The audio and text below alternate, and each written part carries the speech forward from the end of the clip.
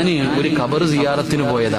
ഖബർ സിയാറത്തിന് പോകുമ്പോ ഒരു പെണ്ണിങ്ങനെ ബാഗും പിടിച്ചിട്ട് ആ ഗേറ്റിന്റെ അവിടെ നിൽക്കുന്നുണ്ട്.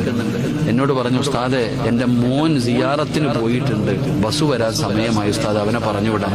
ഞാൻ പള്ളിക്കാട്ടിൽ ചെന്നിട്ട് ഇങ്ങനെ നോക്കുമ്പോ ആരെയും കാണുന്നില്ലല്ലോ.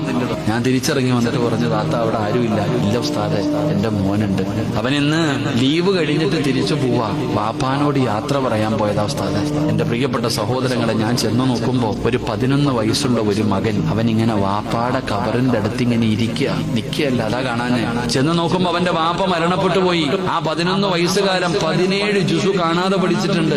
വാപ്പാടെ ഖബറിന്റെ ചാരത്ത് നിന്ന് ദുആ ചെയ്യുന്നു. ഞാൻ പറഞ്ഞു, മോനെ നിന്റെ ഉമ്മ തിരക്കുന്ന എളുപ്പിറങ്ങിപ്പോടാ. ആ പൊന്നുമകൻ എന്നെ കണ്ടപ്പോ പറഞ്ഞു, ഉസ്താദ് എന്റെ വാപ്പായ്ക്ക് വേണ്ടി ഒന്ന് ദുആ ചെയ്യൂ. അവന്റെ ആഗ്രഹമല്ലേ ഞാനൊരു ഫാത്തിഹ ഓതി. ദുആ ചെയ്യാൻ സമയമായപ്പോ ഞാൻ ആ പൊന്നുമോനോട് പറഞ്ഞു, മോനെ നീ ദുആ ചെയ്യണം നിന്റെ വാപ്പയ്ക്ക് വേണ്ടി. ഇല്ല ഉസ്താദ്, നിങ്ങൾ ദുആ ചെയ്യും. ഞാൻ അവിടെ നിന്ന് ഇങ്ങനെ ദുആ ചെയ്തു, അല്ലാഹുവേ ഈ പൊന്നുമോന്റെ വാപ്പാടെ ഖബർ നീ സ്വർഗമാക്കണമല്ല.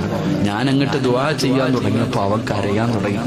സത്യം പറഞ്ഞ അവൻ കരഞ്ഞ് എനിക്ക് പേടിയായിടും.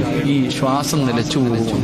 വല്ലാത്ത കരച്ചില്, കുഞ്ഞുങ്ങളുടെ കരച്ചിലല്ലേ. ആ 11 വയസ്സുകാരന് 11-12 വയസ്സിൽ അവന്റെ കരച്ചിൽ കണ്ടപ്പോ എനിക്ക് സങ്കടം വന്നു. ഞാൻ പേടിച്ചു ദുആ നിർത്തി.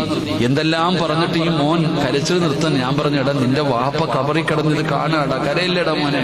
അപ്പൊ അവൻ എന്നോട് ചോദിച്ചു, ഉസ്താദ് എന്റെ വാപ്പച്ചി കാണും മോനെ. എങ്കിൽ ഞാൻ കരയില്ല ഉസ്താദ്. അവസാനം അവൻ വാപ്പാടെ ഖബറിന്റെ ചാരത്ത് നിന്നിട്ട് പറയുന്നു, വാപ്പാ 17 ജുസു ഞാൻ കാണാതെ പഠിച്ചു, എനിക്ക് ബാക്കി കൂടെ പഠിക്കണം, ഹാഫിളാവണം. എന്റെ ഉപ്പാനെ എനിക്ക് സ്വർഗത്തിൽ കൊണ്ടുപോകണം. അള്ളാഹു ആ പൊന്നുമോനെ ആ ഭാഗ്യം കൊടുക്കുമാറാകട്ടെ. ഇത് കണ്ടപ്പോ കൊതിച്ചുപോയുടെ എന്റെ ഏറ്റവും വലിയ ആഗ്രഹം എന്റെ മോനെ ഹാഫിളാക്കണമെന്നാണ്.